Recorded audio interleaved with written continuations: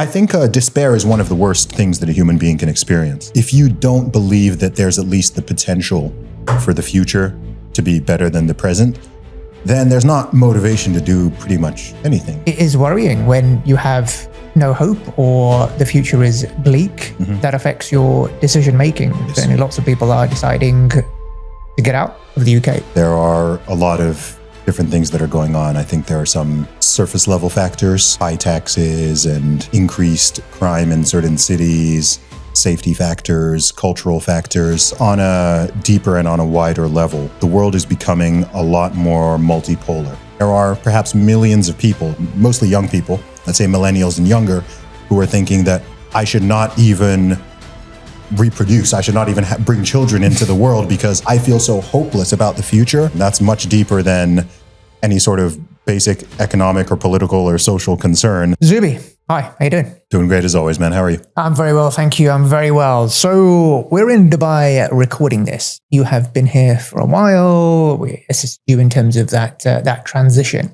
What I want to talk about today really is there are many people now leaving the UK, especially business owners looking to relocate, get out of the UK for a variety of reasons.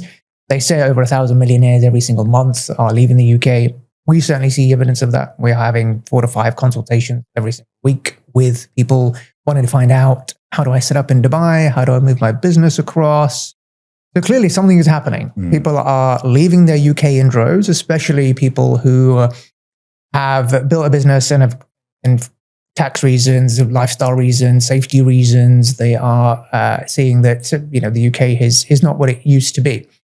So we'll start off the conversation with why you think that's the case, and then we'll get on to some potential misconceptions people have of living in the Middle East, your personal journey of living there, growing up in Saudi and that sort of thing. But let's kick off kind of high level. Why do you think that is? Why are people leaving the UK in their droves to relocate to places like Dubai? Yeah, it's an excellent question, and it's actually a pretty deep one because there are a lot of different things that are going on. I think there are some surface level factors like high taxes and increased crime in certain cities, safety factors, cultural factors.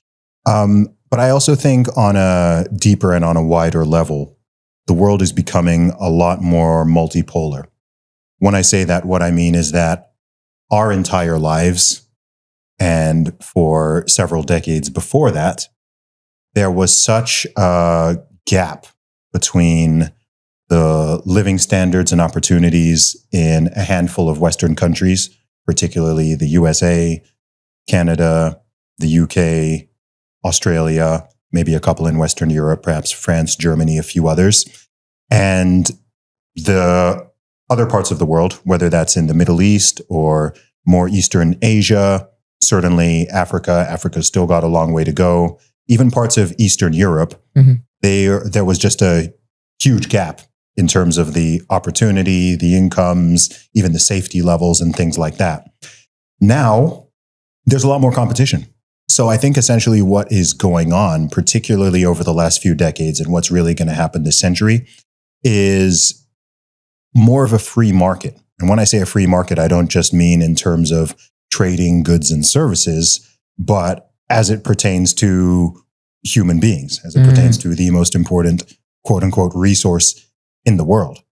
While this is happening, the free flow of information is also greater than it's ever been before. If we just go back even to, 1996, which, it's a while ago, but it's not, eons and eons ago, or you could even say 2006, there wasn't the access to social media channels, the ability to communicate with people all over the world, see images of places from all over the world, watch videos on something called YouTube of people walking around different cities and nations and giving their thoughts and perspectives. None of that existed. You had to rely on just what you heard in the news media, or maybe if you had a friend or a relative, or you yourself had the opportunity to travel and go to a certain place, you could have some sort of idea of it. Yeah. Now there's the free flow of information. Travel itself is much cheaper in terms of actual air travel, the ability to go and visit different places. And then a lot of the places which not so long ago were far more underdeveloped, perhaps less safe, far fewer opportunities, more red tape and bureaucracy and all of that, they are becoming more and more open and more attractive at the same time that these legacy cities and countries are either stagnating or declining in certain ways. So I think what's important isn't just where something is at the snapshot in time, but also its trajectory. And virtually everybody you speak to who is in or who is from the UK, whether you're meeting them in Dubai or they're in the UK itself, most people, regardless of their age, their background, their political opinion, whatever it is, most people feel like it's declining. Most people do not feel like the young people growing up in the UK now are going to have better opportunities, more access, and better living standards than their parents did. Previously, that was always the thought, right? It's always going to be better for that next generation. And with that comes a lot of hope, a lot of optimism. And for various reasons, people just don't feel that way anymore. And then you want to juxtaposition it next to where we are right now in Dubai. You said you first came here when we were speaking before the podcast. You first came here in the 90s. Right. I first came here around the year 2000. So we ourselves can think of what it was like then versus how it is now. Even if you were in the city 10 years ago or 5 years ago, and you're looking at it compared to how it is now, it's expanded, it's grown, it's gotten better, it's gotten greener, there's more people, there's more opportunities. It's on an upward trajectory. It feels like, oh, wow, it's getting better over there. 10 years from now, oh, that place is going to be better in 10 years than it is right now. Whereas a lot of people in the UK, and not just there, but many other parts of Europe and other nations, they think, oh gosh, 10 years from now, if we're going the way we are, it's going to be worse in 10 years than it is now. And that's actually a really important thing because it changes people's perception. It changes people's behavior. Even on very deep fundamental levels, something as important, for example, as I'm sure you've heard this. You have 4 kids. Correct. I'm sure you've heard people say, why would I bring a child into this economy, this country? The way things are going, people quite literally stop even reproducing unless they feel that the future is going to be better than the past and the present. So there are people who will say that because of environmental concerns, other people it's economic concerns, other people it's cultural concerns, but that's actually really deep. If you think that there are perhaps millions of people, mostly young people, let's say millennials and younger, who are thinking that I should not even reproduce, I should not even bring children into the world because I feel so hopeless about the future. You've got that's actually quite a scary, actually quite a scary situation. That's much deeper than any sort of basic economic or political or social concern. That's like getting to the point of, okay, we're all part of an unbroken chain going back thousands and thousands and thousands of years. And for someone to make that explicit decision for that reason, to me, that strikes me as like, ooh, wow, there's a real problem that is happening there if people are feeling, whether or not their feeling is correct, they are feeling that, you know what, the buck stops with me. I don't even think that it would be ethical or good or a positive thing for me to have a child in this climate. And maybe that's the most hard-hitting way of summarizing just how deep some of those concerns go. Wow. You certainly have taken it on a very deeper level very quickly. And it's, you're right, that it is worrying when you have no hope or the future is bleak, then that affects your decision-making. Certainly lots of people are deciding to get out of the UK for this precise reason. So you very clearly identified the problem, and then you've amplified the pain that this problem is going to cause, which isn't great in terms of the future outlook. Where do you see the UK then in say 10 years time? Where do you think it can get to a point where if it's only going downhill from here, what does 10 years of further decline, stagnation look like? And what do you think will happen? Yeah, so I'm not a doomer, and I don't want to spread a message of despair. Lord knows we already have far too much of that. with that said, what does concern me about the UK more than the US, for example, is in the UK, there's not a clear light at the end of the tunnel right now. So I don't yet see in 2025, as we're speaking, I don't see what the thing is that will reverse the trajectory. So in the US, it's obviously it's a huge country. You've got 50 different states. You've got, there's just so much going on all the time that even if one part of the nation declines, or even if people are worried about the state of San Francisco or LA or New York City, you don't even need to leave the country you've got so many other options within the same nation. You can go live in Wyoming or Montana or Texas or Georgia or Florida or whatever, right? Or, you don't like it there. There's just so many options. There's so much diversity within the same nation. And I think Americans in general are more optimistic than Brits are, just culturally. Yeah. And there's historic reasons for that. But it's also a wealthier country. With that, there's more opportunities, there's more businesses, there's more entrepreneurship, there's more of a lane for that. And I also just think that with the dynamism of it, there's definitely pros and cons of the heavy socio-political and cultural thing, but at least a good chunk of the population can always see hope for a change, right? Oh, like, there's some, I can see how this could get better. Whereas in the UK, it's not just about decline. I think stagnation is, there's a sort of dangerous thing where something can be a bit painful, but it's not painful enough there's actually a word for this. It's called this something paradox. I can't think of what it's called, but it's essentially a situation where there is discomfort or there's pain, but it's not sufficient enough for you individually or collectively to make a change. So in a way, the stagnation or very, very slow decline could be sort of potentially worse than an outright crisis. Yeah. Because that sparks movement. It sparks, it's like, oh my gosh, it's so bad. I have to do something. Yeah. Whereas I think in the UK, generally speaking, it's just like, it's not, people are like, because you'll hear people saying, the UK is falling, like it's all declining. Yeah. And it's like, it's not like you go to the UK and walk around different cities or whatever, and oh my gosh, it's all falling apart and it's Mad Max. No, it's not like that. Like, although if you go to Birmingham at the moment, it looks like it is. Yeah, there's certain pockets, right? But generally speaking, it's like, it's still fine. Like statistically speaking, if you're looking at the 200 or so countries that exist in the world, the UK is still certainly in the top 10%, probably, certainly 20%. That you'd probably want to live in, which is also why there's millions of people still wanting to migrate to the UK, right? So it's not like, oh my gosh, the whole thing's falling apart.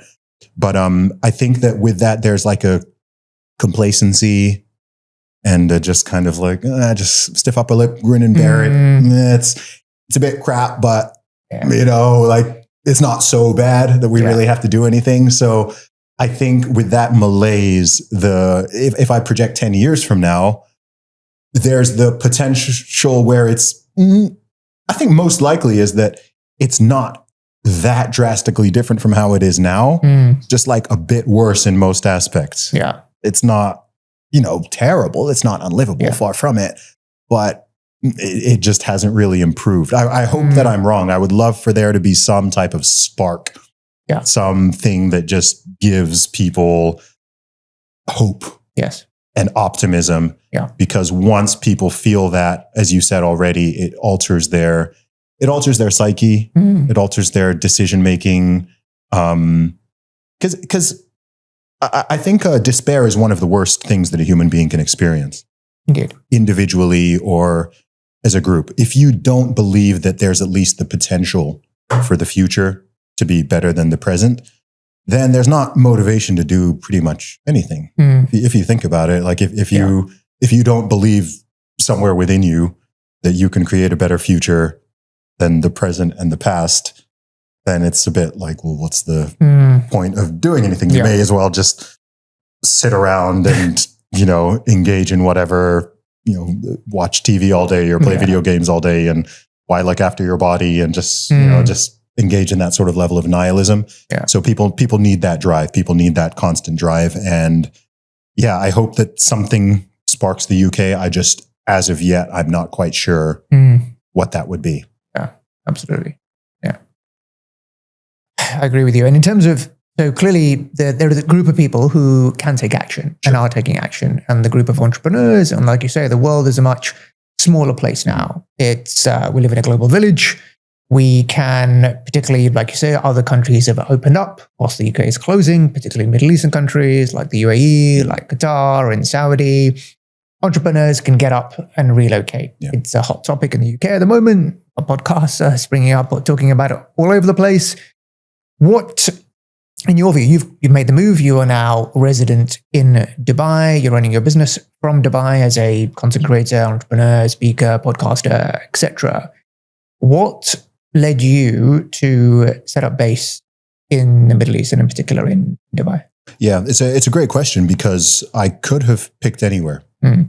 As of now, I've been to about 45 different countries and maybe 200 or so different cities across the world. I spent a lot of time in the USA. I've been to 25 of the 50 states, which is quite a lot, especially for a non-American, and met thousands of people across the nation. So I've traveled pretty extensively and I've seen a lot of places. And when I left the UK in 2021, and for about 3 years, I was just living a life of what I call luxury homelessness.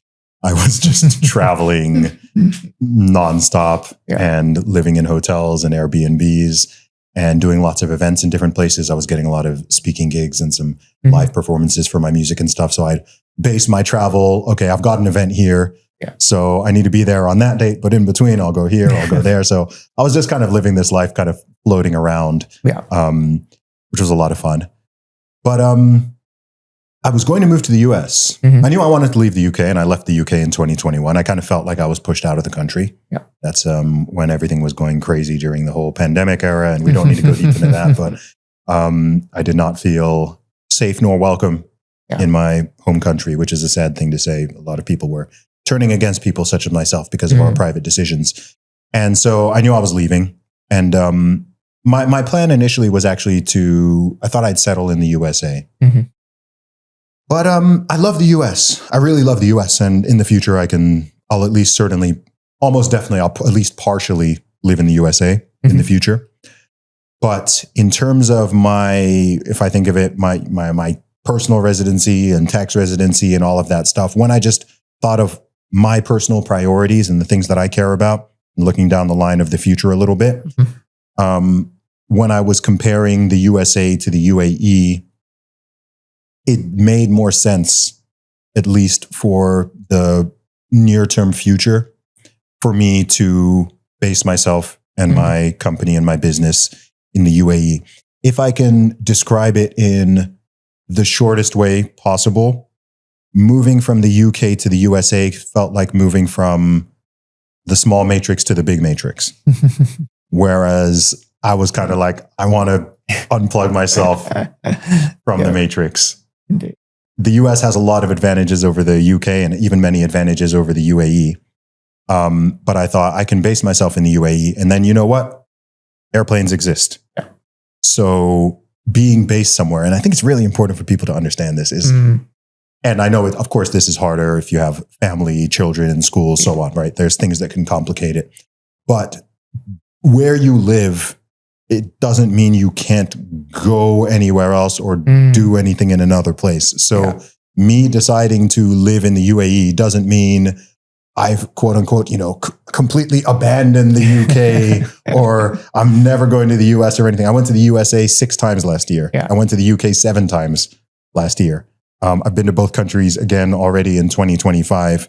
And in the future, I plan to spend lots of time in there and many other places. So for the things where it makes sense it's essentially like geo-arbitrage. So you can decide, okay, you know what, this is the best place for myself and my family to be predominantly based. And maybe you want your kids to go to school here and so on and have your main hub here.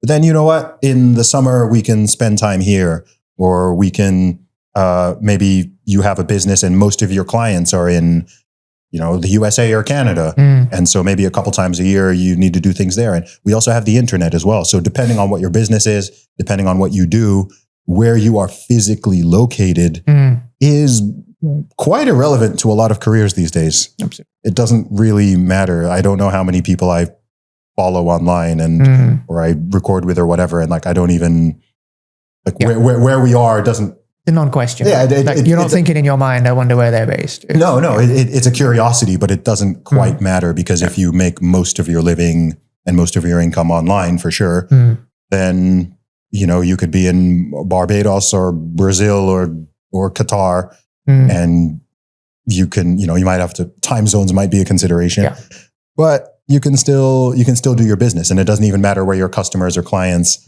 necessarily are. Of course, there are many businesses and jobs where your geography is massively important. So absolutely. If it's like that, then it's not going to be as flexible. But for someone like myself, I can kind of have the best of multiple worlds and take advantage of the benefits of different places, by kind of, choosing where to base myself and then having the option to still be very active in other locales and markets. And I've been doing that for a while. Even when I lived in the UK, my biggest audience was already in the USA. My biggest audience is still in the USA, and now I'm in the UAE, and I can still communicate with them and conduct my business and everything. So it's fine. And a few times a year, I can go out there and spend some time and connect with people in person and do the cool stuff in person, which you can only do in person. Absolutely. So that's how I see it. Absolutely. Yeah, best of all worlds, really. And particularly, someone like yourself and others who might be listening to this who are content creators, they don't have to be based in any particular area to do what they do. So placing themselves, like you say, in the place of geo-arbitrage makes complete sense. It's God knows how many flights there are from UK to UAE these days, probably dozens every single day. They all seem to be full. Every time you jump on a plane, it's packed out from top to bottom. So, and I think even for kind of non-content creators, the world is a different place now post-pandemic. There was a big societal shift that took place even for a traditional business like ourselves, an accounting firm. And I speak to a lot of accounting firm owners, and the societal shift that took place in the pandemic would have taken a decade, where people got comfortable to have Zoom conversations with their accountant. People got comfortable sending information electronically because you can no longer turn up to the accountant's office.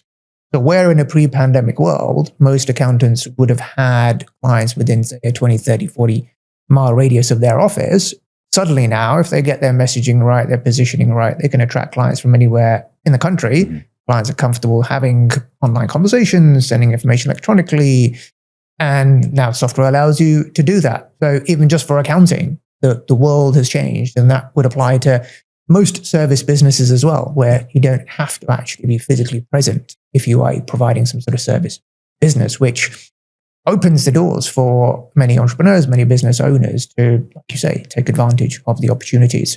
If there are certain jurisdictions, certain territories that make it more advantageous, tax perspective, from a living perspective, lifestyle perspective, which certainly the Middle East has a big pull. Yes.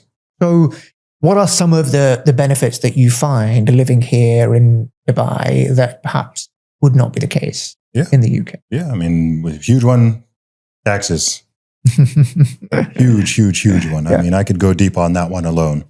But no income tax, no capital gains tax, minimal corporation tax, and just not getting, depending on where you live, there are many jurisdictions where if you're earning a decent amount of money, then 30 to 60% of every pound, euro, dollar you earn is not going to you. It's not going to your family, not going to your spouse or your children. It is going straight to the government into a black hole.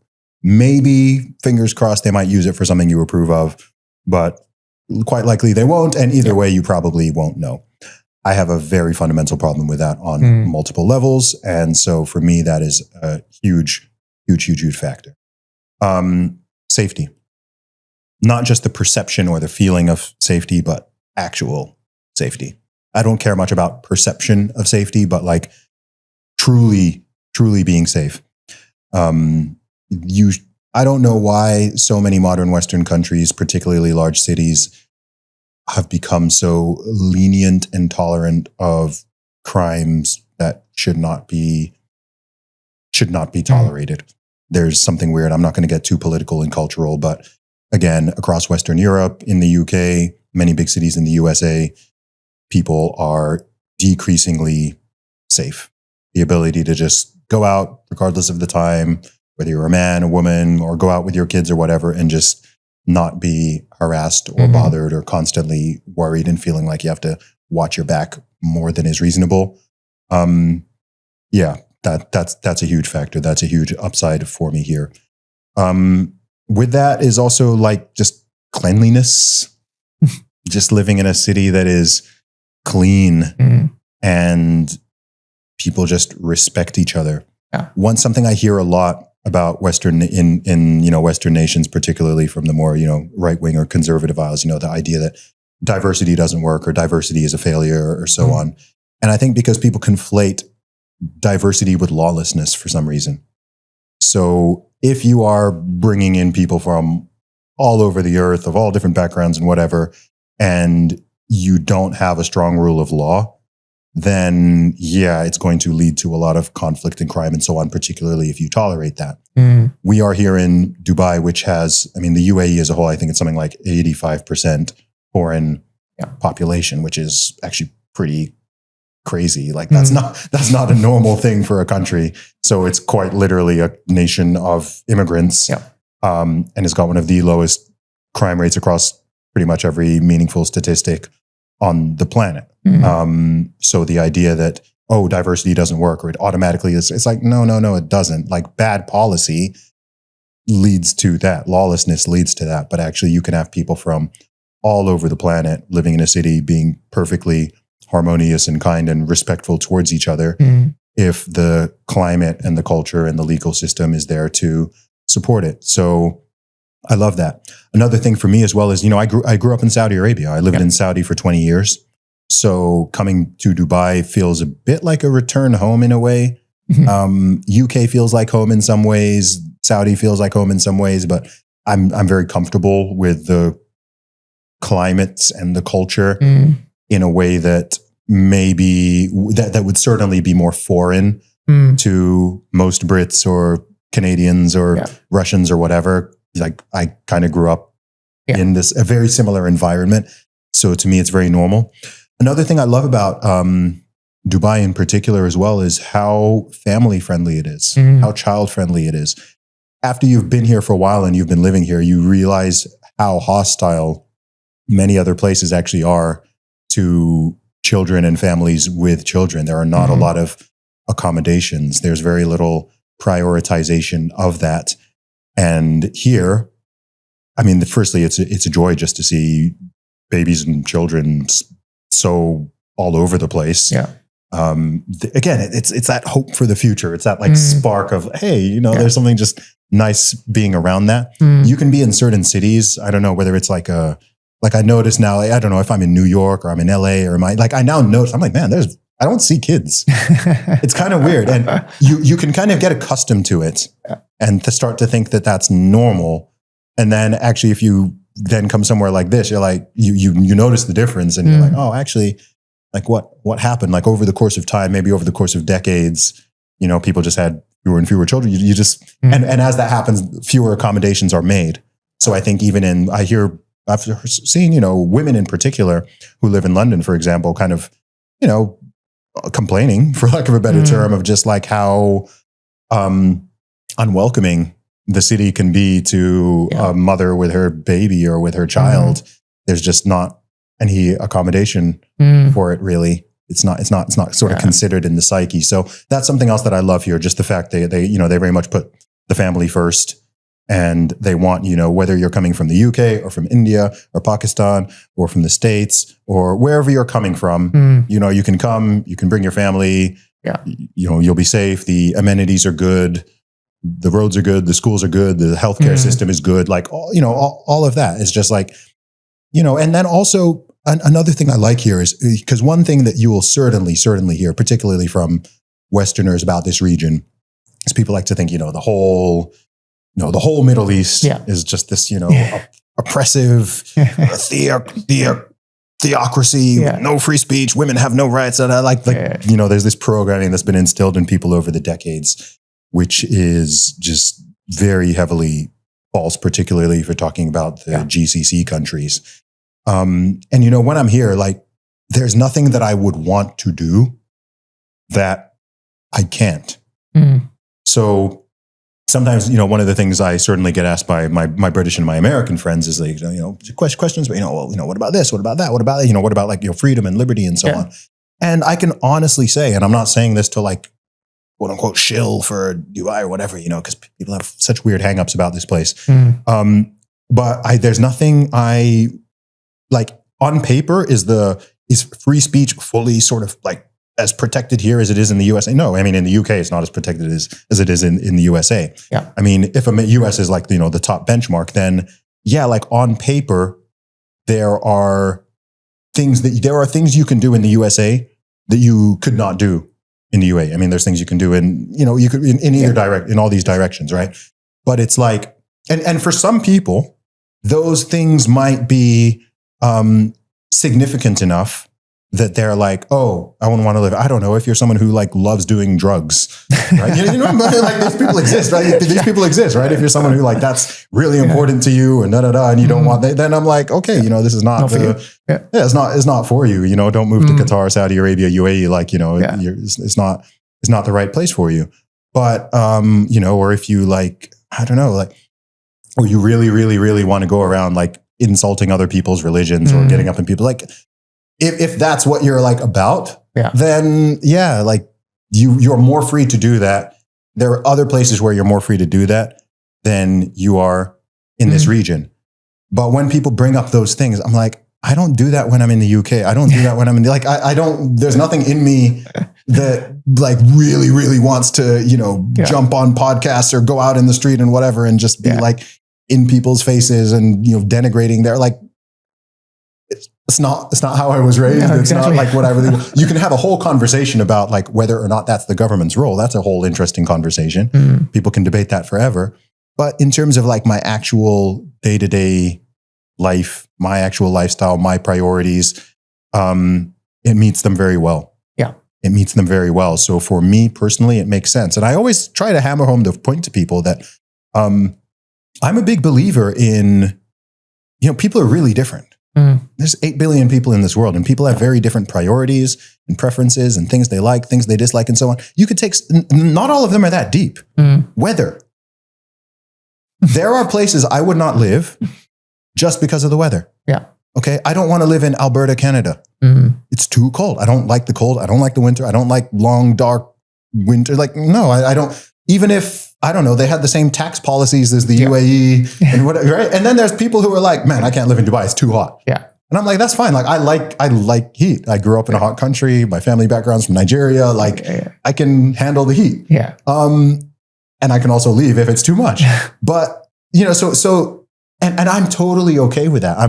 I wouldn't even want, it would actually be a disaster if literally everyone wanted to live in the same place, whether that's a city or a country. That would actually be a nightmare. Yeah. It's good that people have different preferences. Absolutely. Right. And I think sometimes people are like, well, I like this place or I like this thing, so everyone must have the same agreement. And I'm like, you actually wouldn't want that. You don't want like one city with, 500 million people in it. So actually it's kind of good that, okay, this, some people are attracted here. Some people are attracted. There's some places people move to and I'm like, man, I would not do that move. But likewise, someone might see me move from the UK to UAE and they're like, what? Like, why would, I wouldn't do that. And I'm like, that's fine. There's people who move from the UAE to the UK. There's Australians who have chosen to relocate to USA. Meanwhile, there's Americans who were like, man, I need to get out to Australia. Cool. And, in the words of Andrew Henderson from Nomad Capitalist, I love that line, go where you're treated best. If that's what works for you and it's good for you and it's good for your family, that's the way that I think, I just think that makes sense. And also, furthermore, if you're the type of person who's like, you know what, I am from this place and I'm born here and I'm raised here, I'm never leaving here.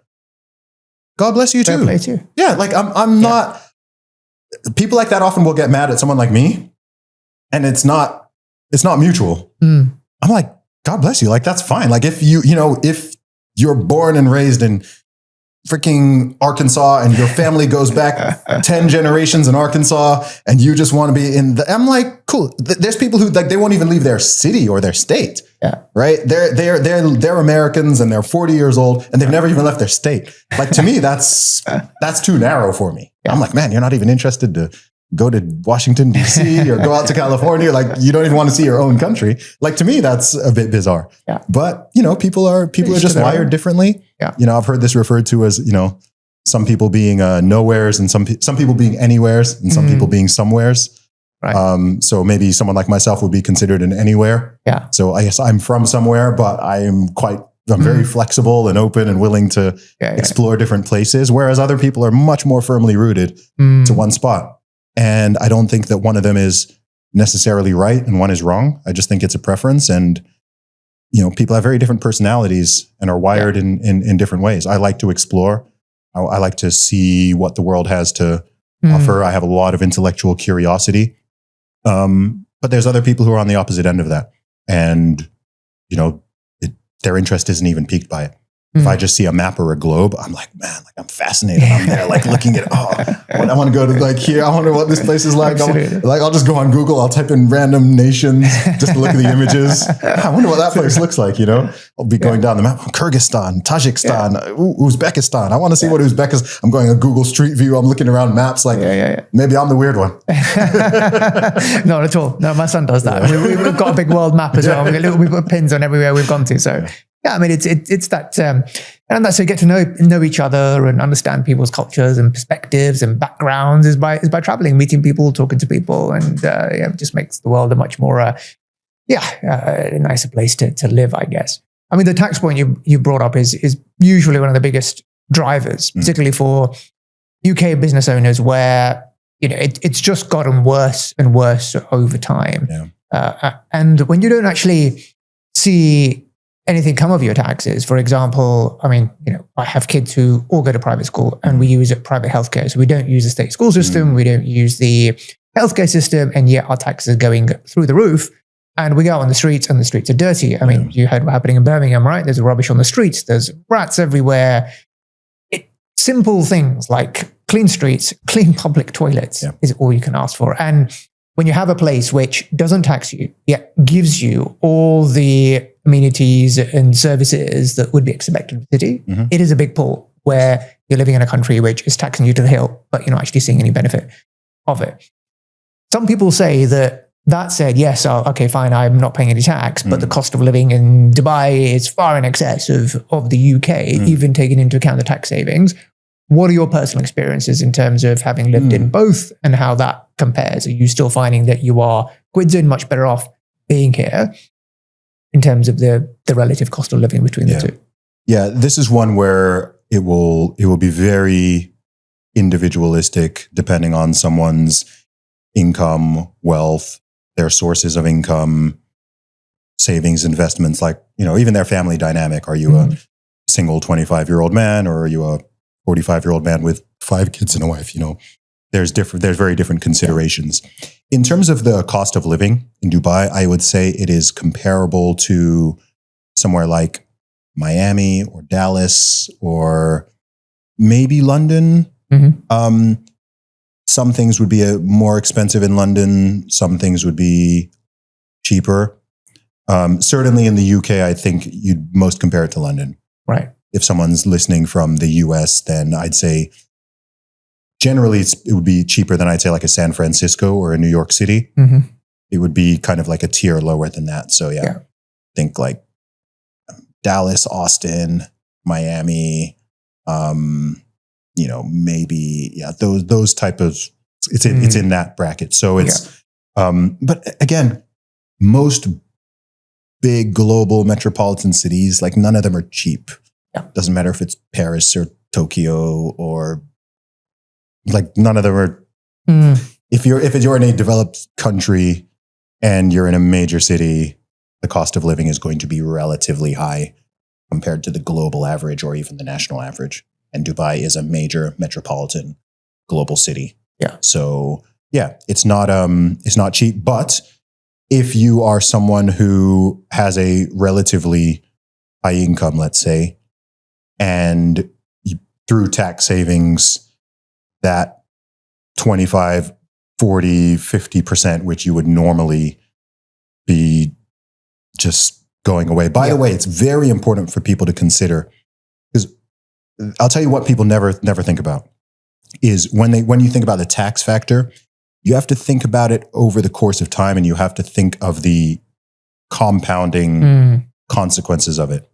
So if you are being taxed £50,000 a year over the course of 10 years, that's £500,000. It's much more than £500,000 because that $50,000 per year could have been invested in the stock market or in real estate or in Bitcoin or whatever your investment vehicle preference is. So when you actually do the math of it over the course of the decade, you've lost out most likely on at least £1 million, which could have gone to wherever you choose.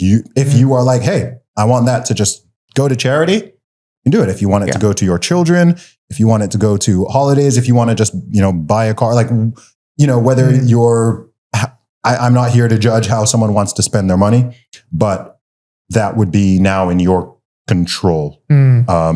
So when that was part of the sort of calculation of me thinking about it as well, because it wasn't just like, paying a lot of tax in 1 year. It's like, oh my gosh, like this is every single year. And then thinking about this compounding and thinking of the opportunity cost of what I could have done with that money. That's when it's just like, oh my gosh, no, like I'm getting wrecked here. Yeah. And that's, that's a blessed position to be in. Like 10 years ago, I had no concerns about this because I wasn't making enough money to care. Right. And lots of people are not. But if you are getting to that point where it's like, oh, I'm finally doing well, I'm finally doing all right now. And you realize, oh my gosh, like and then you're just being punished essentially more and more for it. Not just that, but as you said, you're not seeing the real benefits of it. It's not like, okay, I'm paying this much and I feel like I'm getting at least, a significant amount back in return, or even that there's a general air and a culture of appreciation. Yeah. This is one of my biggest issues. Again, I'm not trying to get too political, but it's one of my biggest issues with like the way taxation is kind of done and the attitudes around it, because it builds an attitude of entitlement. So if I donate money or I do something philanthropic or I help people in some way through finances or even through time, that creates a sense of appreciation and goodwill and gratitude because you kind of know where it came from. With the way the government does taxation, there are, people who are helping and supporting others. It can create a situation where the people who are benefiting from the labor of other people have an animosity towards the people who are funding the things they're benefiting from. You see what I mean? Absolutely. So you can have someone who is, say they're, they're taking lots of welfare or benefits, or they're on all these, programs where, they're getting money from the government. Government doesn't have money. The money is coming from the taxes of the people, right? And they have this animosity towards, they have this eat the rich mentality of, like, oh, the 10% or the 1% or whatever, rich people bad. Yeah. And I'm like, they're actually the ones who are massively subsidizing your entire lifestyle. Like if you had a more transparent, if this were a charity, you would recognize, oh, thank you, donors, right? like it changes the mentality, right? It would be like, oh no, like there are people who are out of the good of their hearts and voluntarily they're contributing and helping. And there's at least at a minimum, there's a sense of gratitude and appreciation. But I just think the way it's been done, especially now it is, over the course of time, it just creates a sort of inverted, as far as I'm concerned, a bit of an inverted morality around all this. And then there's that idea of, if you are someone who has some money or has a decent income and you want to keep more of it, then you are selfish and greedy. for wanting to keep the fruits of your own labor. Yeah. But it's not selfish and greedy to demand that other people, you like by force, yeah, you want to take their money and confiscate what they have and direct it to yourself. Like that's not greedy or selfish, but it's greedy for them to want to keep, like, again, to me, that's like it's an inverted morality to me. I'm just like, no, I don't want to be in an environment where that type of psychology is prevalent, because to me, that's just backwards. It's not about greed or selfishness on my part at all. It's just like, wait, this is not on multiple levels. This doesn't make sense to me. Yeah. Yeah. And I think most people are okay with taxation. If it is properly taken care of, managed, distributed. I think what's happened in the UK is we've reached that tipping point where particularly business owners, entrepreneurs have been, the taxes have just been rising.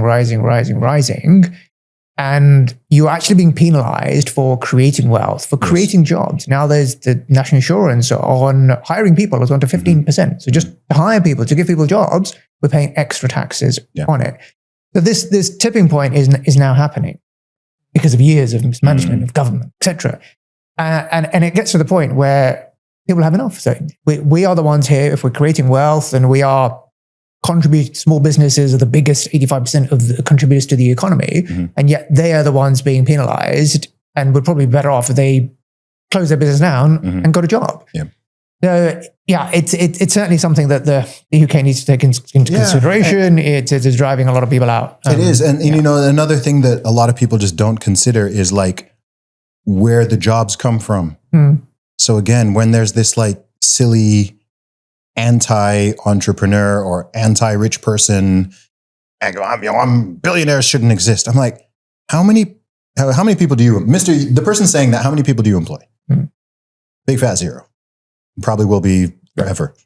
Okay. I don't know, like most billionaires that you can name, think of whoever someone thinks of off the top. How many people does that person employ? How many millionaires have they created? How many families are they feeding? Mortgages are they paying through the way? Like, if you want to get rid of, you can't get rid of, you know, these billionaires or multimillionaires or whatever, not have them exist, and also have like an economy and a job market. Unless you want to move into like actual communism, then like most people work, like, I don't know the percentages. A very significant percentage of people are employed by millionaires or billionaires. Even if you are self-employed, probably the laptop you are using, the social media programs you're on, the internet service provider, like all the stuff you are using to even earn your income, was the person who made it is probably pretty well off. Yeah. Okay. Do you use Amazon? Do you use Microsoft products? Do you use Apple products? Do you like... People just don't think, you know, they're there on their $1,000 iPhone, you know, down with capitalism, billionaires shouldn't exist. And you're just like, well, okay, give me your phone, right? Which was made in China, by the way. It's just like, I don't know. There's just so many layers. Like when you really sort of think about it and break it down, there's a lot of eye rolling that I do. And I'm just like, oh my gosh, like what are people even, people just aren't thinking past the first emotion they have. It's just like, if you really feel that way, then, you know, if someone is saying all this and then they go and like, you know, just live out in the woods and they're self-sufficient, or I'm like, okay, cool. Like you're consistent, you know? But if you want to have all the benefits and all the comforts and all the technology of all of this, and then you want to have this like anti everything attitude, I'm just like, that doesn't make sense, because your whole lifestyle is based around these things existing, and these things would not exist if you don't allow people to be free to create businesses and employ people, innovate and research and develop all of these cool products. I hope whoever made this microphone is very wealthy. Like whoever made this microphone deserves to be wealthy. They should be. They solve big problems. Are there any downsides of living here, of living in the Dubai? Yeah, for sure. There's trade-offs in absolutely everything. Having traveled well, there is no perfect place, certainly no perfect place for everybody. So in terms of downsides, we've touched on one already, the heat. Right. So particularly in the summer, you know, July, August, September, it's really hot, especially during the day.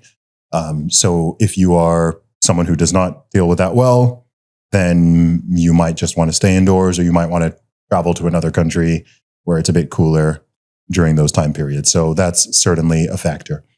Air quality is not the best. So varies quite a lot day to day, but there can be days where it's not that good, especially compared to parts of Europe and other parts of the world.